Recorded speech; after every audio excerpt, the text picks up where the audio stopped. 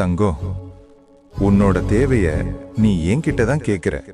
அது எனக்கு தெரியும்னு நீ நினைக்கிறியா இல்லையா? இல்ல, ஏன் கேக்குறன்னா, நீ எனக்கு எதுவும் கேட்கலன்னு நினைச்சு சில விஷயம் உனக்காக நடக்காம போச்சுன்னு நீ நினைச்சுக்கிட்டு இருக்கியே, அதான். சரி, உனக்கு ஒரு விஷயம் சொல்லட்டுமா?